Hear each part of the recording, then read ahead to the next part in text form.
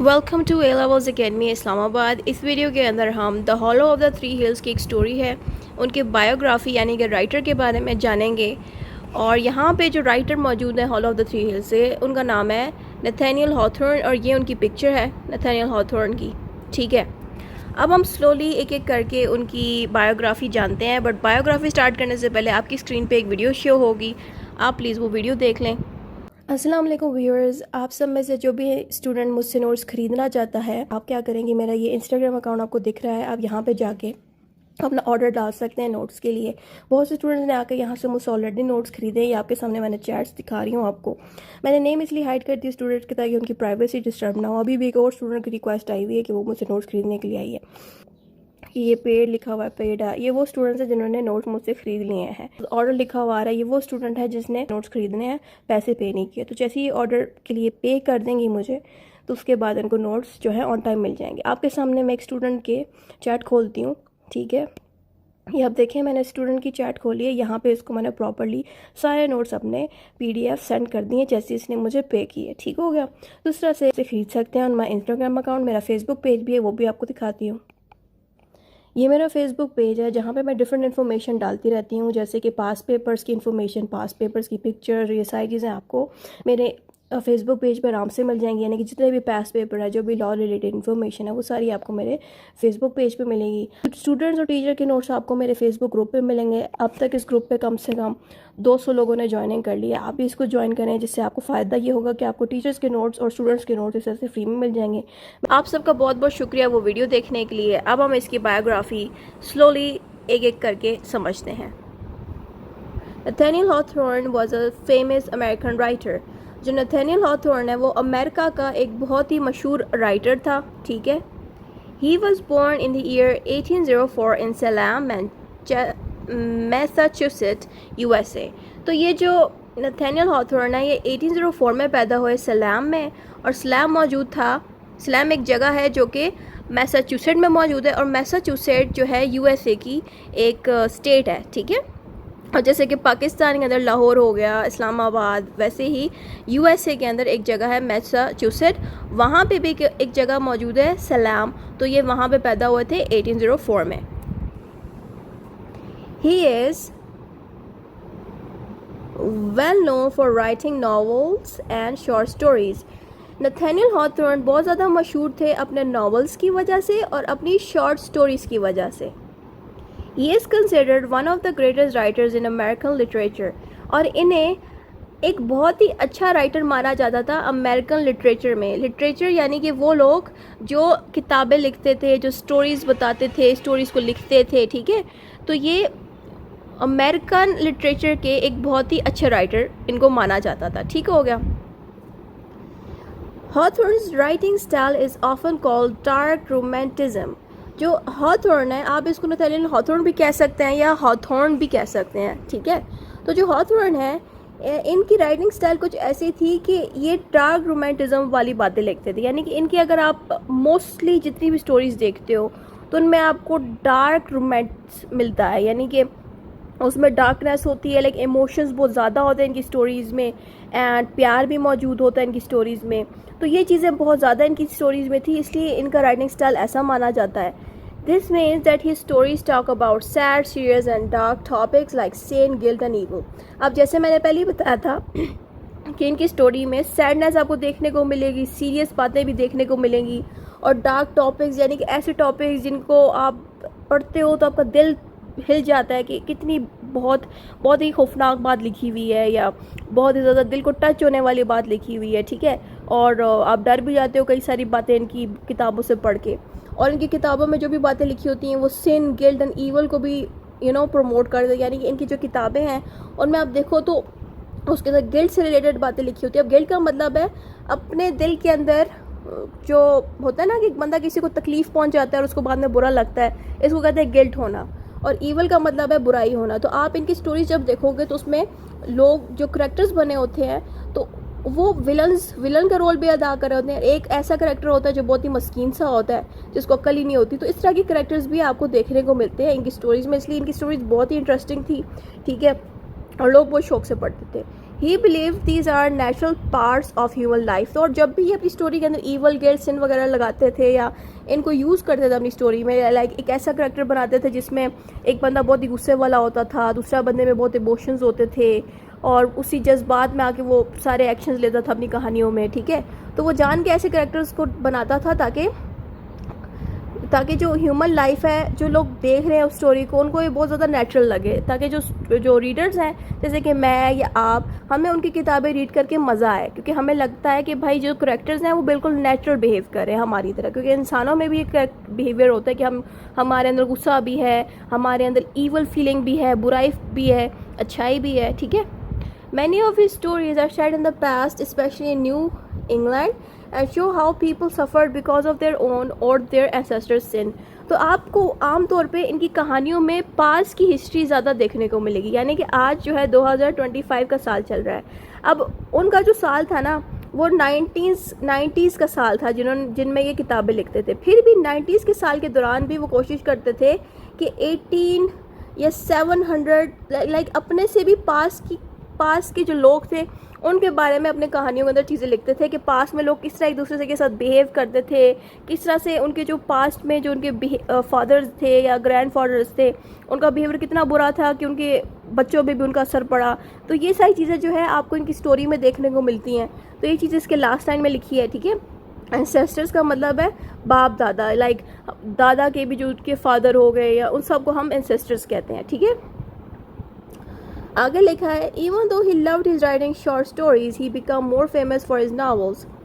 यहाँ पे कह रहे हैं even though he loved writing, मतलब कि इनको ना नथानियल हॉथॉर्न को शॉर्ट स्टोरीज लिखना बड़ा पसंद था, लेकिन ये मशहूर अपने नॉवेल्स की वजह से हुए थे, क्योंकि नॉवेल्स आमतौर पर इनके बहुत ही ज़्यादा अट्रैक्टिव थे, क्योंकि उसमें जो करेक्टर्स वो मेंशन करता था वो बहुत ज़्यादा मतलब ऐसे वो करेक्टर्स होते थे कि लोग उनके पढ़ना पसंद करते थे, ठीक है। जैसे कि अगर आप सब बच्चे अगर कार्टून्स देखते हैं, क्यों देखते हैं? क्योंकि हमें किसी कार्टून का करेक्टर अच्छा लग रहा होता है, ठीक है। वैसे ही अगर आप बड़े हो जाते हो, आप ड्रामा देखते हो, तो ड्रामा आप क्यों देखते हो? क्योंकि आपको उस ड्रामा में हीरो का करेक्टर अच्छा लग रहा होता है। तो वैसे ही कहानियों के अंदर भी कुछ ऐसे करेक्टर्स बनाए जाते हैं जो हमें अच्छे लग रहे होते हैं।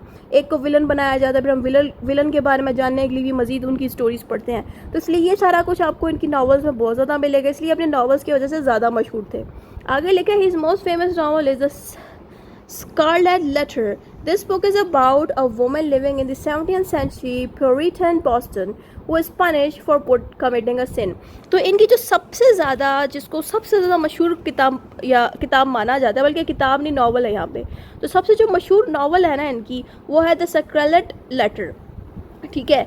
इनकी जो एक किताब थी इसमें ऐसा क्या था कि ये मशहूर थी? क्योंकि इस किताब में बेसिकली एक औरत को दिखाया गया, 17वीं सेंचुरी के ज़माने की ये औरत थी, ठीक है, जो कि प्यूरिटन बॉस्टन में रहती थी। इसने कुछ ऐसा सिन कमिट किया। सिन मीन्स कोई ऐसा गुनाह, सिन को उर्दू में गुनाह कहते हैं, ठीक है। कुछ ऐसा गुनाह कमिट किया जिसकी वजह से उसको पनिश किया गया, ठीक है। यहाँ पे तो मैंने थोड़ा सा ही कहा, ज़ाहिर बात है जब आप नॉवल पढ़ेंगे तब आपको पता चलेगा कि किस तरह की पनिशमेंट इनको दी गई, ठीक है। तो यहाँ पे सिर्फ मैंने मोटी मोटी बात बताई है कि इनको पनिश किया गया इनके सिन की वजह से। इट शोज़ हाउ सोसाइटी जजेस people and how guilt affects a person's life. तो इससे क्या हुआ कि जो नथानियल है ना, उसने जब अपनी ये नावल लिखी जो सबसे ज़्यादा मशहूर हुई, उसने अपने इस नावल के ज़रिए हम सब इंसानों को ये सिखाया कि जो सोसाइटी है किस तरह से इंसानों को जज करती है, ठीक है। और जो इंसान है अगर वो कुछ गलती कर बैठें तो वो उस गलती की वजह से पूरी ज़िंदगी उनके दिल में एक गिल्ट रहता है। यानी कि अगर आप कुछ गलत हरकत करते हो तो आपके दिल में फीलिंग आती है ना कि मैंने बहुत गलत कर दिया, वो उसको कहते हैं गिल्ट होना, ठीक है। तो यहाँ पे हमें इस स्टोरी से ये चीज़ सीखने को मिली, ठीक है। Some of his other popular books are Twist Told Tales, a collection of short story, and The House of the Seven Gables, a novel about a haunted house and a cursed family। तो इनकी और भी बहुत सी किताबें हैं जिसमें से सबसे ज़्यादा मशहूर एक और है, वो है ट्वाइस टोल्ड टेल्स। ये जो ट्वाइस टोल्ड टेल है ये शॉर्ट स्टोरी थी इनकी, ठीक है, जिसमें से ये काफ़ी ज़्यादा ये भी मशहूर हुई। उसके अलावा hollow of the three hills भी मशहूर है। ऑब्वियसली आप नेट पे अगर हॉलो ऑफ थ्री हिल्स को सर्च करोगे तो दुनिया भर के लोगों ने इसकी किताब के ऊपर, यानी कि जो hollow of the three hills है, सब ने इसके ऊपर डिस्कशन की है। साथ में ट्वाइस ऑफ टोल्ड टेल्स, इसके ऊपर भी बहुत लोगों ने डिस्कशन की है। उसके अलावा एक और नावल है इनका, the house of the seven gables, इसके ऊपर भी लोगों ने इसलिए डिस्कशन की क्योंकि जो ये नावल था ना, ये हॉन्टेड हाउस के ऊपर था, यानी कि ऐसा घर के ऊपर इसने कहानी लिखी थी, सॉरी नावल लिखा था, जिसको हम कहते हैं ना भूतिया घर, हॉन्टेड घर, उसके ऊपर इसने कहानी लिखी। और एक ऐसी फैमिली के ऊपर कहानी लिखी जो कर्स थी। आपने ऑब्वियसली हॉरर मूवीज़ देखी होती हैं, उसमें अक्सर कर्स्ड फैमिली होती है। कर्स्ड का मतलब होता है कि आपके ऊपर जिनों का साया होना, उसको हम कहते हैं कर्स्ड होना, ठीक है, साया होना। और फिर हम कहते हैं कि ये बंदा ठीक नहीं है, इसके ऊपर साए लगे हुए हैं, ये बंदा कर्स्ड है, ठीक है। तो इस तरह की इसने बड़ी मज़े मज़े की नॉवेल्स बनाई, बड़ी मज़े मज़े की इसकी स्टोरीज, इसलिए लोग इसकी कहानियों को बहुत ही शौक से देखते थे। आगे लिखा है, Hawthorne was also a very good at using allegory and symbolism in his writing. अगर आप स्टूडेंट्स को इतने मुश्किल मुश्किल वर्ड्स नहीं भी लिखने तो अब ये लाइन बेशक स्किप कर दो। तो यहाँ पे सिंपली ये बता रहा है कि जो नथानियल हॉथॉर्न है, तो इनकी कहानियों के अंदर ना आपको, हॉथॉर्न की कहानियों में आपको एलेगोरी मिलेगी। एलेगोरी एंड सिंबलिज्म, इन दोनों को सेम ही बात कहते हैं। तो इनका मतलब ये होता है कि आप जब इनकी कहानियाँ पढ़ोगे ना, तो उनकी कहानियों में कुछ खास वर्ड्स लिखे होते हैं। वो खास वर्ड्स बेसिकली हमें कुछ ऐसा बता देते हैं कि इन वर्ड्स को यूज़ करते हुए हमें पता चल जाता है कि जो राइटर है वो स्टोरी में क्या कहना चाह रहा है, ठीक है। तो सिंबलिज्म के ऊपर मैंने पूरा क्वेश्चन बनाया हुआ है। तो सिंबलिज्म एंड एलेगोरी का वहाँ से जान सकते हैं कि जो राइटर है उसके अंदर, राइटर जो है अपने क्वेश्चंस में सिंबलिज्म को किस तरह से यूज़ करता है। तो सिंबलिज्म के ऊपर मैं ये बताना चाहती हूँ। अब जैसे कि आप कोई कहानी लिख रहे हो, ठीक है, अब आप नहीं चाहते कि आपके जो रीडर्स हैं उनको फ़ौरन पता चल जाए कि आप ये कहानी क्यों लिख रहे हो, या आप इस कहानी में क्या चीज़ छुपाना चाह रहे हो, वो आप नहीं चाहते कि लोगों को फ़ौरन मिले। तो आप कुछ ऐसे अल्फाज लिख देते हो जो लोगों को हिंट देता है कि क्या पता इसने ये जो अल्फाज हैं इस रीज़न की वजह से कहे हो, ठीक है। तो इन वर्डिंग्स को हम कहते हैं एलेगोरी या सिंबलिज्म वर्डिंग्स, ठीक है। तो इस तरह के वर्ड्स भी ये जो राइटर हैं अपने किताबों में अक्सर लिखते थे, जिस वजह से लोग बहुत ज़्यादा अट्रैक्ट होते थे कि भाई इनकी राइटिंग, इनकी जो किताबें हैं उनमें मज़े मज़े की हिंट्स दिए गए हैं। तो वो फिर कोशिश करते हैं हम इनकी किताबें ख़रीदें और इनकी किताबों को रीड करें और जानें इन्होंने क्या लिखा हुआ है, इसमें कौन सी छुपी हुई बातें हैं जो ये हमें बताना चाह रहे हैं, ठीक है।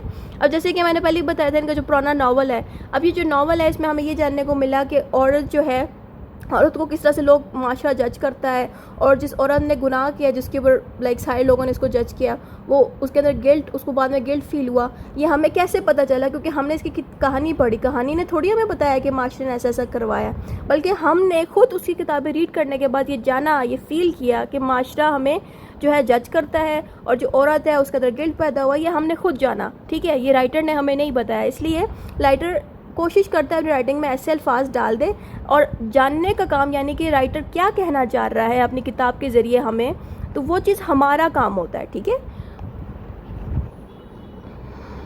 This means he use stories and samples to show deeper meaning about life and human nature. तो इसने अपने स्टोरीज़ के थ्रू हमें यानी कि स्टोरीज़ और कुछ ऐसे सैम्पल्स या एलोगरी या सिंबलिज्म से हम तक कुछ इम्पोर्टेंट बातें पहुंचाई जो सोसाइटी के बारे में थी, ठीक है। क्योंकि ऑब्वियसली आप देखो, अगर आप स्टोरी लिख रहे हो, आप राइटर हो, आप अपनी कहानियों में डायरेक्टली सोसाइटी की बुराइयां लिख दोगे तो चांसेस हैं कि क्या पता आपकी बुक बिके ही ना, क्या पता लोग कहेंगे इसने बहुत ज़्यादा ही बुराइयां लिख दी हैं। आप अपनी कहानी को किसी करैक्टर के साथ जोड़ोगे, फिर उसको घुमा घुमा के जो है डायरेक्ट इनडायरेक्टली आप कहोगे कि हाँ स्टोरी के अंदर जो है मास्टर बड़ा ही गंदा है, उस लड़की पे बड़ा उसे जुल्म किया। वो लड़की ज़िंदा नहीं है, वो एग्जिस्ट नहीं करती, लेकिन आपने उस लड़की को एक करैक्टर बनाया और जो चीज़ आप डायरेक्टली नहीं कह पा रहे, इनडायरेक्टली उस लड़की को यूज़ करके आप कहोगे कि इस लड़की पे कितना जुल्म किया माशरे ने, इसने हल्का सा गुनाह किया और उसको कितनी सज़ा मिली, ये वो, ठीक है। तो आपको मेरी बात समझ आ रही है? तो यहाँ पे भी यही किया इस राइटर ने कि ये राइटर जो है किसी करैक्टर को यूज़ करता है माशरे को दिखाने के लिए कि माशरा कितना गंदा है हमारा, ठीक है। तो इसलिए ये अपने राइटिंग में स्टोरीज़ में सैम्पल्स को यूज़ करता है। सैम्पल्स मीन्स कुछ ऐसी वर्डिंग्स यूज़ कर लेता है या किसी करैक्टर को यूज़ कर लेता है और बाद में फिर उस करैक्टर के बारे में सारी बातें बताता है कि इसने जो है गुनाह किया, फिर माशरे ने उसके साथ बुरा किया और फिर वो बेचारी तकलीफ़ में बैठी रही और फिर ये हुआ फिर वो हुआ। उससे हमें खुद ही पता चल जाता है कि माशरा कितना गंदा है। तो ये सारी चीज़ें जैसे कि करैक्टर को डालना, कुछ इंपॉर्टेंट वर्डिंग्स को डालना अपनी स्टोरी में, तो ये सारे को हम सैम्पल्स कहते हैं। तो इससे क्या होता है कि हमें पता चल जाता है कि अपनी स्टोरी में वो क्या कहना चाह रहा है माशरे के बारे में। आगे लिखे, his characters often go through difficult situations and their problems represent the struggle of all human human faces. और जब भी आप इनकी स्टोरी पढ़ो तो आपको इनके करैक्टर्स बड़े तकलीफ़ में मिलेंगे, यानी कि जब भी आप इनकी स्टोरी को पढ़ोगे ना तो कोई ना कोई ऐसा करैक्टर ज़रूर मिलेगा जो किसी तकलीफ़ से गुजर रहा होगा, जिससे आपको खुद भी, जब आप उस करैक्टर को पढ़ोगे आपको खुद भी फीलिंग आएगी हाय बेचारा कितनी तकलीफ़ में है, फिर आपका दिल करेगा मैं उसके बारे में और जानूँ। तो ये जानबूझ के राइटर इस तरह की चीज़ें डालता था ताकि ज़्यादा इसकी बुक्स भी बिके और लोग अट्रैक्ट हों। इसलिए कोशिश करता था कि अपने बुक्स में कोई ना कोई ऐसा करैक्टर डाले जिसकी जो ज़िंदगी है वो स्ट्रगल से गुजर रही हो, जैसे कि आम इंसानों की गुजरती है। उससे क्या होता है ना कि जब ये बंदा ऐसी चीज़ें डालता है तो जो रीडर है जब इसकी किताबें रीड करता है उसको लगता है कि हाय इस बेचारे करैक्टर की भी मेरी जैसी ही हालत है, मैं भी गरीब हूँ, तकलीफ़ से गुजर हूँ, ये बंदा भी जो करैक्टर है भी तकलीफ़ से गुजर रहा है, तो वो अपने आप को रिलेट करता है। फिर लोग बहुत ज़्यादा इसकी किताबों को इस वजह से पसंद करते थे। This makes his story feel very serious and meaningful like a little tragedy. और जब वो इस तरह के करैक्टर्स डालता है जो लाइफ में स्ट्रगल कर रहे हैं, तकलीफ़ में है, इससे क्या होता है कि जो लोग हैं वो सीरियस होते हैं इसकी किताबों को ख़रीदने के लिए, और इसकी किताबें मीनिंगफुल लगती है, यानी कि मतलब ऐसी लगती हैं कि लोगों का दिल करता है ख़रीदें और उनको समझ भी आती थी उनकी किताबें। और रियल ट्रेजेडी जैसी लगती है। ट्रेजेडी मीन्स कि अगर ट्रेजेडी को हम एक तरह से कहते हैं ना कि कोई हादसा हो जाए, ठीक है, तो अगर कोई हादसा रियल दिखाना चाहता है ना तो ये जो नथानियल हॉथॉर्न है ना, इनकी अगर आप किताबें देख लो ना, सारे के सारे कैरेक्टर्स इनके नकली होते हैं, असली नहीं होते। लेकिन जब आप रीडिंग करोगे ना इनकी बुक की, आपको लगेगा कि भाई वाकई में इन लोगों के साथ कोई हादसा हो गया। तो उस हादसे को हम इंग्लिश में कहते हैं ट्रेजेडी, ठीक है। Nathaniel Hawthorne died in the year 1864. Even after his death, his books are still read and respected around the world. जो नथानियल हॉथॉर्न ने 1864 में फोत हो गए, इनकी डेथ के बाद भी लोग आज भी उनकी किताबों की उतनी ही रिस्पेक्ट करते हैं जितना इनकी ज़िंदगी के अंदर किया करते थे। तो यही बात यहाँ पे लिखी है। बस इतना ही था नथानियल हॉथॉर्न के बारे में। Hope you like the video, and बाकी वीडियोज़ के अंदर आप इनकी क्वेश्चंस देख सकते हैं। नथानियल हॉथॉर्न की स्टोरी के ऊपर कौन से क्वेश्चंस आए हुए हैं, और इन स्टोरी की बायोग्राफी भी आप देख लें कि इस स्टोरी के अंदर हुआ क्या था, ठीक है। And thank you for watching and don't forget to subscribe.